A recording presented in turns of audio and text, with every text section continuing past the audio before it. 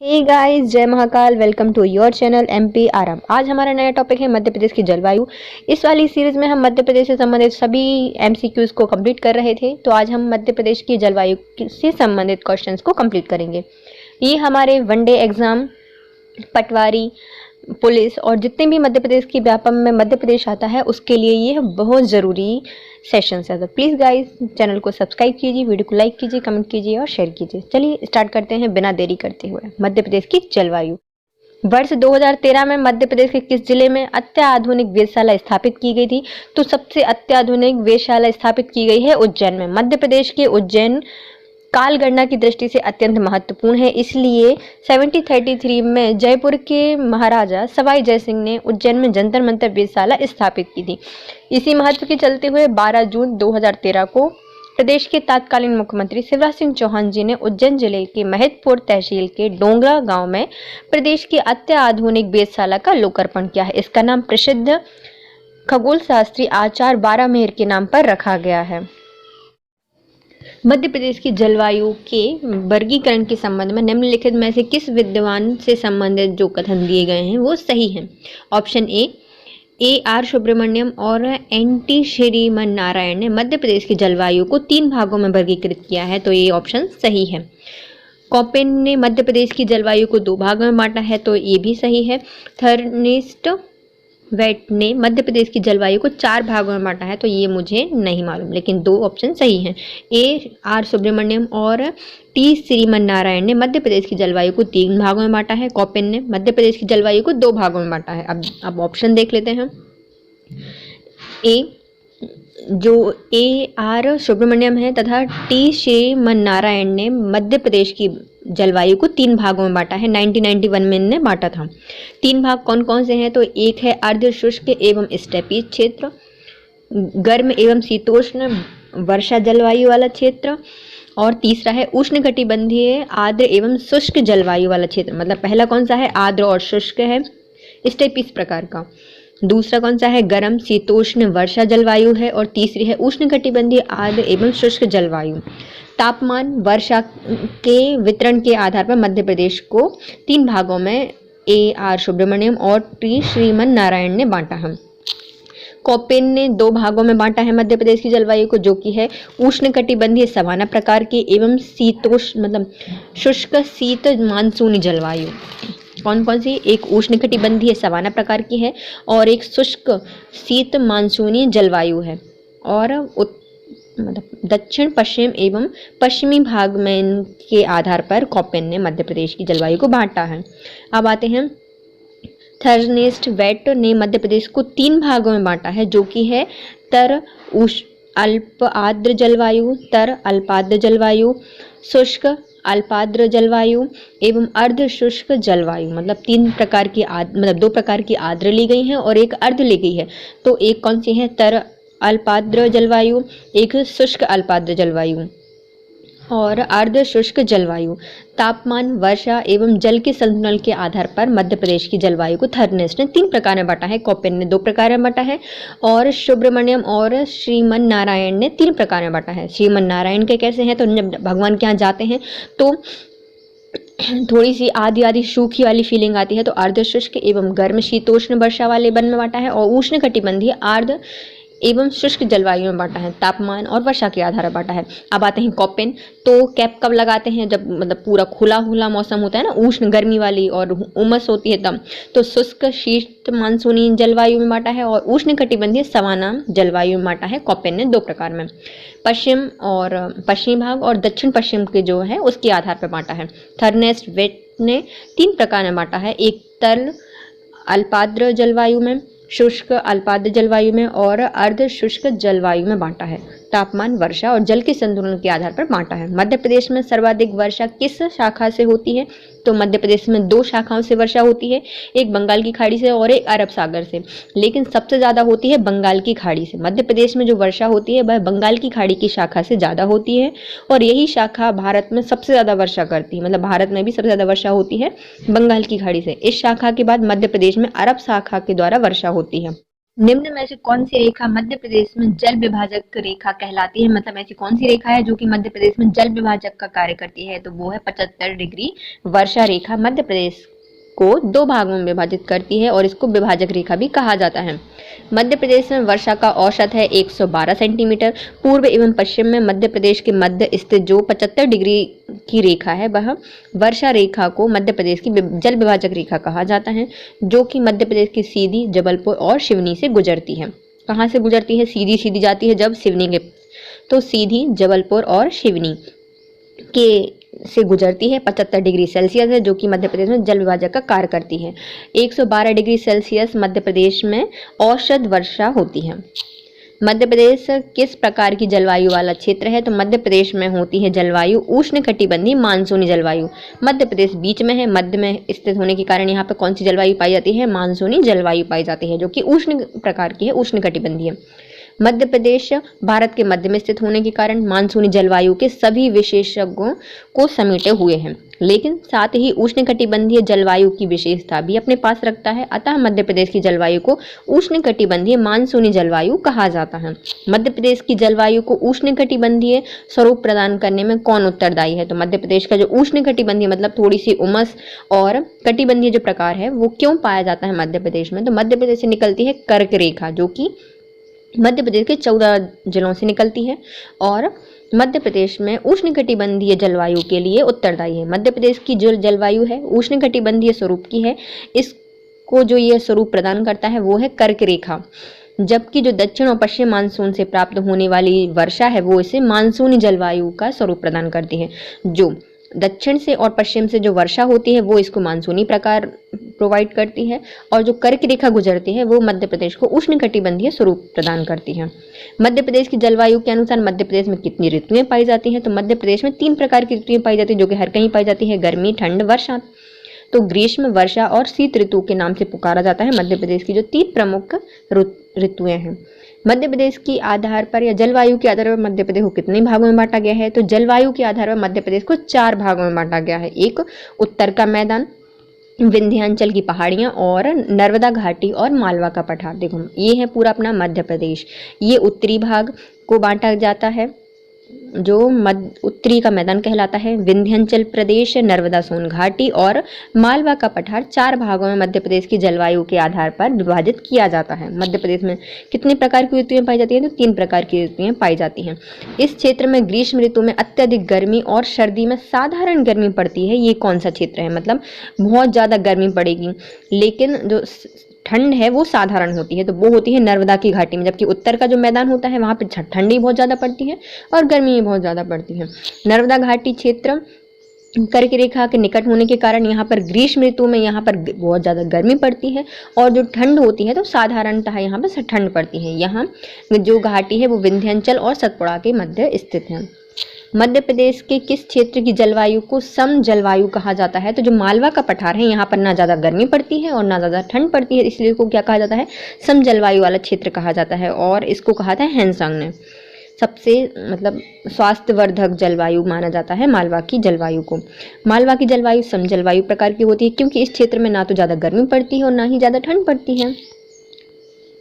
मध्य प्रदेश में ऋतुओं को अन्य किस नाम से जाना जाता है? तो मध्य प्रदेश में जो ऋतुएं होती हैं उनको 3 प्रकार से बुलाया जाता है: यूनाला, चौमासा और शियाला। ठंड में शाल वगैरह ओढ़ते हैं, तो ठंड की जो शीत ऋतु होती है उसको शियाला कहा जाता है। चौमासा मतलब 4-4 महीने बारिश होती है, तो चौमासा वर्षात को कहा जाता है। और यूनाला, सारे नाले सूख जाते हैं तो गर्मियों में सूख जाते हैं, तो गर्मियों को कहा जाता है यूनाला, अर्थात सभी प्रकार को कहा जाता है। मध्य प्रदेश को 3 ऋतुओं में बांटा जाता है। 3 ऋतुओं में जो ग्रीष्म ऋतु होती है जिसे यूनाला कहा जाता है, वर्षा को चौमासा कहा जाता है और शीत ऋतु को शियाला के नाम से पुकारा जाता है। सूर्य का उत्तरायण होने पर प्रदेश में क्या परिवर्तन होता है? जैसे कि पूरी पृथ्वी है, इसमें जब बीच से निकलती है अपनी क्या भूमध्य रेखा, इसमें जो सूर्य रहता है कभी ऊपर जाता है कभी नीचे जाता है। जब उत्तर की साइड जाता है मतलब उत्तरायण होगा तो मध्य प्रदेश इस साइड क्या होगा, जो उत्तरी गोलार्ध है उसमें गर्मी बढ़ जाएगी, तो मध्य प्रदेश में भी क्या होगी, गर्मी बढ़ जाएगी। जब सूर्य उत्तरायण होता है तो गर्मी बढ़ जाती है और जब दक्षिणायन होता है तो ठंड पड़ने लगती है। 21 मार्च को सूर्य उत्तरायण होने लगता है, जिससे उत्तरी गोलार्ध में तापमान बढ़ने लगता है। इससे उत्तरी मध्य प्रदेश में तापमान शीघ्रता से बढ़ता है।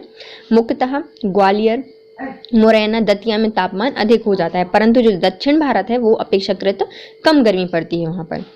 सूर्य की किरणें किस रेखा पर लंबवत पड़ने से मध्य प्रदेश में अत्यधिक गर्मी पड़ती है? तो ऐसी कौन सी रेखा है जहाँ पर सूर्य जब लंबवत पड़ता है तो मध्य प्रदेश में गर्मी बढ़ जाती है? तो पूरी पृथ्वी में 3 प्रकार की रेखाओं में बांटा जाता है। पहली होती है भूमध्य रेखा जो कि 0 डिग्री होती है, फिर होती है 23.5 डिग्री उत्तरी अक्षांश में जो कि कर्क रेखा कहलाती है, और 23.5 डिग्री दक्षिणी अक्षांश में होती है, उसको मकर रेखा कहा जाता है। जब उत्तरी गोलार्ध में जो कर्क रेखा है इस पर सूर्य लंबवत होता है तो मध्य प्रदेश में बहुत ज़्यादा गर्मी पड़ती है। अप्रैल मई में सूर्य की किरणें कर्क रेखा पर लंबवत पड़ती हैं और उत्तरी मध्य प्रदेश और कर्क रेखा के क्षेत्र में तापमान बढ़ जाता है। इससे मध्य प्रदेश के बीच में भी तापमान बढ़ जाता है। मध्य प्रदेश में अधिकतम तापमान वाला जिला कौन सा है और स्थान कौन सा है जहाँ सबसे ज़्यादा गर्मी पड़ती है? तो गंज वासोदा में 1995 में ये डिसाइड किया गया था, या फिर इसको इंकित किया गया था कि गंज वासोदा जो विदिशा में स्थित है वहाँ पर सबसे ज़्यादा गर्मी पड़ती है। लेकिन नए आंकड़ों के हिसाब से छतरपुर का जिला है, जो इसका नाम मुझे अभी याद नहीं आ रहा है, लेकिन वहाँ पर सबसे ज़्यादा गर्मी पड़ती है। मध्य प्रदेश में सबसे ज़्यादा तापमान 1995 में विदिशा की गंज वासोदा में रिकॉर्ड किया गया था, लेकिन अभी वर्तमान में कहाँ है? छतरपुर में है। किस माह के समूह को मध्य प्रदेश में द्वितीय गर्मी क्षेत्र कहा जाता है? मतलब ऐसा कौन सा माह है जहाँ पर दूसरे प्रकार की गर्मी होती है? मतलब एक बार तो ये जो होती है मई जून के टाइम पे होती है वो अलग होती है, लेकिन दूसरे प्रकार की होती है तो ये सितंबर अक्टूबर के महीने में मध्य प्रदेश में द्वितीय गर्मी स्टार्ट हो जाती है। सितंबर अक्टूबर माह में जब आकाश स्वच्छ हो जाता है तब तापमान में हल्की सी वृद्धि हो जाती है, जिससे गर्मी की द्वितीय ऋतु कहा जाता है। मध्य प्रदेश का सबसे कम तापमान किस समय होता है? तो मध्य प्रदेश में सबसे कम तापमान होता है शिवपुरी में, क्योंकि यहाँ पर तापांतर बहुत ज़्यादा पाया जाता है। मतलब रात में बहुत ज़्यादा ठंड होती है और जो दिन होता है वहाँ पे बहुत ज़्यादा गर्मी पड़ती है, क्योंकि ये राजस्थान से लगा हुआ एरिया है और रेतीला भी है, इसलिए यहाँ पर तापमान बहुत कम होता है। मध्य प्रदेश का जो शिवपुरी जिला है वहाँ पर सबसे कम तापमान मापा जाता है। यह ग्वालियर और दतिया में भी तापमान अन्य की अपेक्षा कम रहता है। शीत ऋतु में मध्य प्रदेश के जो उत्तर पश्चिमी क्षेत्र है वहाँ पर तापमान 7 डिग्री से 10 डिग्री सेल्सियस तक पहुँच जाता है। मध्य प्रदेश में सबसे ज़्यादा वर्षा किस स्थान पर होती है? सबसे ज़्यादा वर्षा होती है अपनी पचमढ़ी में। मध्य प्रदेश में सबसे ज़्यादा वर्षा वाला क्षेत्र मध्य प्रदेश का पचमढ़ी है, जो कि महादेव पहाड़ियों पर स्थित है और होशंगाबाद में स्थित है, जहाँ पर 199 डिग्री सेल्सियस मतलब सेंटीमीटर की वर्षा होती है, जो कि प्रदेश में सबसे ज़्यादा है। पचमढ़ी होशंगाबाद में आता है। मध्य प्रदेश को वर्षा के आधार पर कितने भागों में बांटा जाता है? तो मध्य प्रदेश को वर्षा के आधार पर बांटा गया है 4 भागों में। कौन कौन सा था? मध्य प्रदेश को वर्षा के आधार पर कितने भागों में बांटा गया है? तो 4 प्रकार से है, जो कि है निम्न वर्षा वाला क्षेत्र, औसत से कम वर्षा वाला क्षेत्र, औसत से ज़्यादा वाला क्षेत्र और अधिक वर्षा वाला क्षेत्र। और मध्य प्रदेश का वर्गीकरण भी 4 प्रकार में किया गया है। कौन कौन सा है? एक उत्तर भारत का मैदान, मतलब उत्तर का मैदान, विंध्य प्रदेश, नर्मदा सोन घाटी और मालवा का पठार। मध्य प्रदेश जिला समूह में से कौन सा समूह निम्न वर्षा वाले क्षेत्र के अंतर्गत आता है? मतलब ऐसा कौन सा क्षेत्र है जहाँ पे कम वर्षा होती है? तो भिंड, मुरैना, ग्वालियर में सबसे कम वर्षा होती है। देखिए ये है अपना पूरा मध्य प्रदेश, यहाँ पे सबसे ज़्यादा कम वर्षा होती है, यहाँ पे सबसे ज़्यादा वर्षा होती है, और जो सीधी सिंगरौली वाला एरिया है यहाँ पर औसत से कम वर्षा होती है और यहाँ पर सामान्यतः वर्षा होती है। अब आते हैं मध्य प्रदेश के जो भिंड, मुरैना, ग्वालियर, श्योपुर, नीमच, मंदसौर और रतलाम, शिवपुरी हैं, यहाँ पर निम्न वर्षा क्षेत्र के अंतर्गत इनको रखा गया है। रीवा, सतना, सीधी ये कम मतलब औसत से भी कम वर्षा होती है। सबसे कम वर्षा कहाँ पे होती है? अपने उत्तर के मैदान में। उस औसत से कम कहाँ होती है? तो सतना, सीधी वगैरह में होती है। बालाघाट, शिवपुरी, छिंदवाड़ा में औसत से अधिक वर्षा होती है। मध्य प्रदेश में वर्षा के औसत के संबंध में सही कथन बताना है तो 75 डिग्री जो सेल्सियस है से कम वर्षा वाले क्षेत्र निम्न वर्षा वाले क्षेत्र होते हैं। तो ये सही है, क्योंकि जो 75 डिग्री सेल्सियस मतलब 75 सेंटीमीटर वाले वर्षा वाले क्षेत्र है वो क्या है? अपने मध्य प्रदेश में विभाजक है। कहाँ से जाता है? तो सीधा सीधा जाता है सिवनी, जबलपुर से।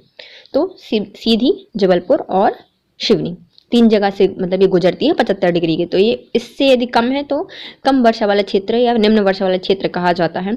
75 से जो 100 सेंटीमीटर वर्षा वाला क्षेत्र है इसको औसत से कम वर्षा वाला क्षेत्र कहा जाता है, मतलब औसत से कम वर्षा वाला क्षेत्र है। और 100 डिग्री को औसत वर्षा वाला क्षेत्र नहीं कहा जाता, क्योंकि औसत वर्षा कितनी होती है? 112 डिग्री मतलब 12 सेंटीमीटर होती है।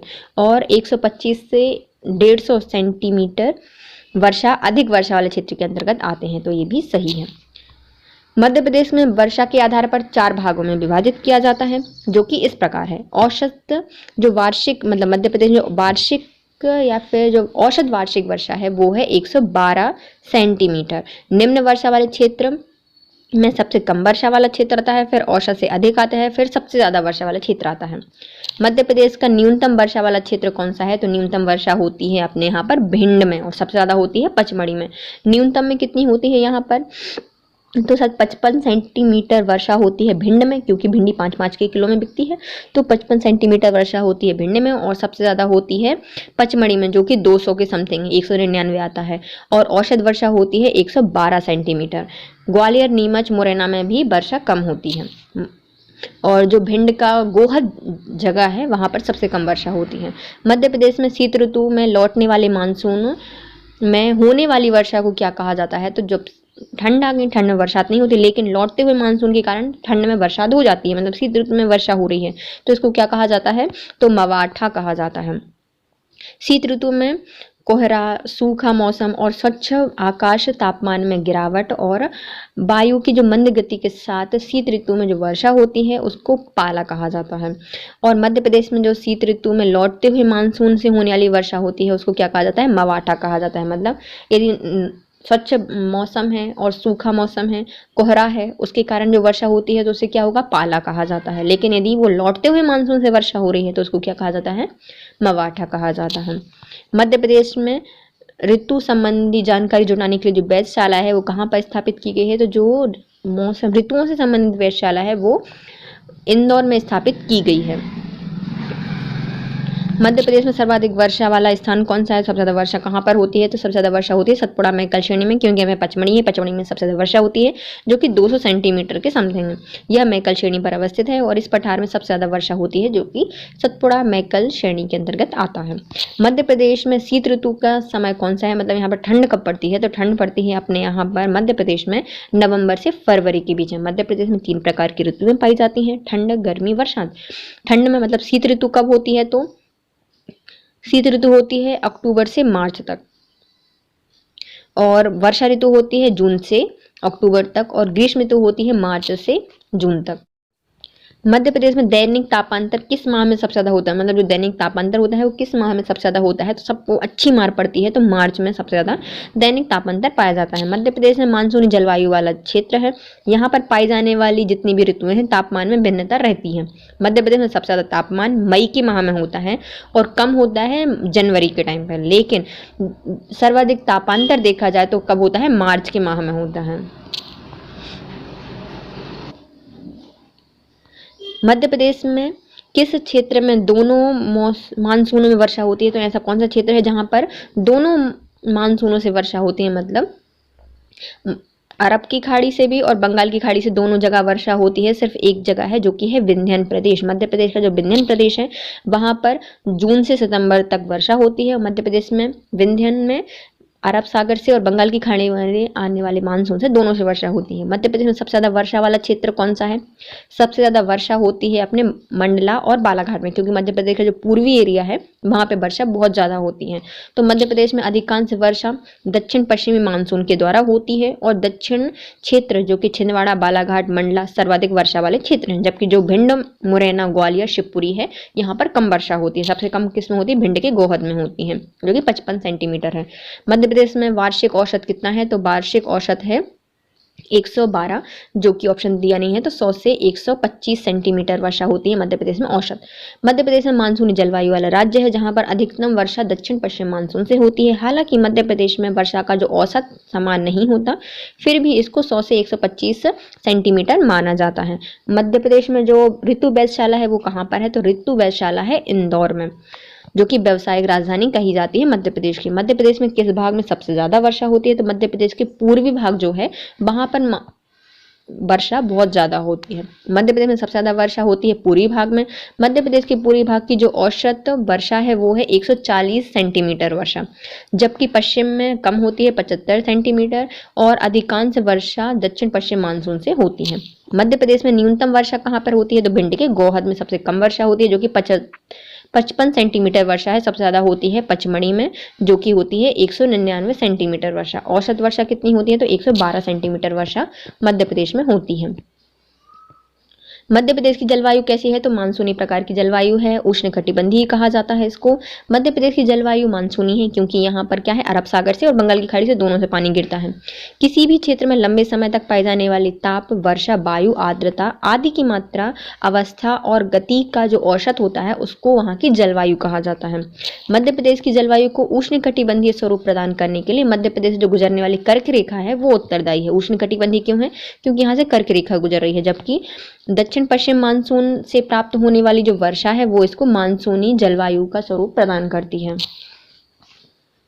मध्य प्रदेश में सबसे ज्यादा वर्षा किससे होती है तो मध्य प्रदेश में दक्षिण पश्चिम मानसून से सबसे ज्यादा वर्षा होती है। मध्य प्रदेश में सबसे ज्यादा वर्षा कहाँ पे होती है, पचमढ़ी में होती है। मध्य प्रदेश की जलवायु कैसी है, मानसूनी जलवायु है। यहाँ पर प्रदेश में अरब सागर और बंगाल की खाड़ी दोनों से वर्षा होती है। सबसे ज्यादा वर्षा दक्षिण पश्चिम मानसून से होती है। यहाँ जून से लेकर सितंबर तक वर्षा होती है और दक्षिण पश्चिम मानसून से प्राप्त होने वाली वर्षा को मानसूनी जलवायु का स्वरूप प्रदान करता है। मध्य प्रदेश को कितनी कृषि जलवायु क्षेत्र में बांटा गया है तो यदि मध्य प्रदेश को जलवायु के क्षेत्र में बांटा गया तो 4 प्रकार की जलवायु में बांटा गया है, लेकिन कृषि जलवायु में क्षेत्र में बांटा गया है तो 11 भागों में मध्य प्रदेश को बांटा गया है कृषि जलवायु क्षेत्र के अंतर्गत। मध्य प्रदेश को 11 कृषि जलवायु क्षेत्रों में बांटा गया है जो कि इस प्रकार है। छत्तीसगढ़ का मैदान, छत्तीसगढ़ का उत्तरी पहाड़ी क्षेत्र, फिर आता है कैमूर और सतपुड़ा पहाड़ियाँ, मध्य नर्मदा घाटी, विंध्यन प्रदेश, गिर क्षेत्र, बुंदेलखंड का क्षेत्र, सतपुड़ा पठार, मालवा का पठार, निमाड़ मैदान और झाबुआ पहाड़ी क्षेत्र। 11 कृषि जलवायु क्षेत्र के अंतर्गत मध्य प्रदेश को बांटा गया है। मध्य प्रदेश में सबसे ज़्यादा तापमान कहाँ पर मापा गया है तो सबसे ज़्यादा अभी अंकित किया गया है 1995 में गंजवासुदा विदिशा में, और सबसे कम शिवपुरी में मापा जाता है। मध्य प्रदेश में कितने प्रकार की ऋतुएं पाई जाती हैं तो मध्य प्रदेश में 3 प्रकार की पाई जाती है ऋतुएं, जो कि ग्रीष्म, वर्षा और शीत ऋतु होती है। ग्रीष्म ऋतु मार्च से जून तक चलती है, वर्षा ऋतु जून से अक्टूबर तक, और जो शीत ऋतु होती है वो अक्टूबर से मार्च तक। तापक्रम के आधार पर मध्य प्रदेश का अधिकांश भाग किस तापीय वर्ग के अंतर्गत आता है, मतलब तापमान के हिसाब से देखा जाए तो मध्य प्रदेश में सबसे ज्यादा क्षेत्र किसके अंतर्गत आते हैं तो मध्य प्रदेश में सबसे ज्यादा आता है अति तापीय वाला क्षेत्र। तापक्रम के आधार पर मध्य प्रदेश का अधिकांश भाग अति तापीय वर्ग के अंतर्गत आता है। मार्च में सूर्य के उत्तरायण होते ही संपूर्ण मध्य प्रदेश में तापमान बढ़ने लगता है, किंतु इसका वितरण असमान होता है और इस समय मध्य प्रदेश के उत्तरी भाग में औसत तापमान अधिक बढ़ता है और जो उत्तरी भाग में मई में औसत तापमान 42 डिग्री सेल्सियस के ऊपर तक पहुंच जाता है।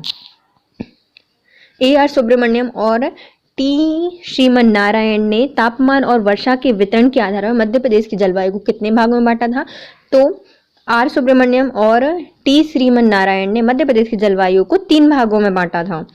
AR सुब्रमण्यम तथा श्रीमन ने 1991 में तापमान और वर्षा के आधार पर मध्य प्रदेश की जलवायु को 3 भागों में बांटा था, जो कि थी उष्ण, अर्ध शुष्क एवं स्टेपिस प्रकार की, गर्म शीतोष्ण एवं वर्षा जल प्रकार की, और उष्ण कटिबंधीय आर्द्र एवं शुष्क जलवायु। निम्न में से कौन से महीने में मध्य प्रदेश में सर्दियां शुरू हो जाती हैं तो मध्य प्रदेश में अक्टूबर नवंबर के महीने से मध्य प्रदेश में सर्दियां शुरू हो जाती हैं, तो November is the right answer. Madhya Pradesh में उपोष्ण कटिबंधीय जलवायु पाई जाती है। इसके अनुसार मध्य प्रदेश में 3 ऋतुएं होती हैं, जो कि है ग्रीष्म, वर्षा एवं शीत। ग्रीष्म ऋतु मतलब गर्मी मार्च मतलब होली के बाद मार्च से जून तक चलती है, फिर वर्षा ऋतु जुलाई से अक्टूबर तक और नवंबर से फरवरी तक होती है शीत ऋतु। मध्य प्रदेश में निम्नलिखित क्षेत्रों में से कौन से क्षेत्र में मानसून के दौरान सबसे कम वर्षा होती है तो सबसे कम वर्षा होती है मध्य प्रदेश के उत्तर पश्चिम मानसून में। सबसे ज्यादा मतलब उत्तर पश्चिम एरिया है वहां पर वर्षा सबसे कम होती है।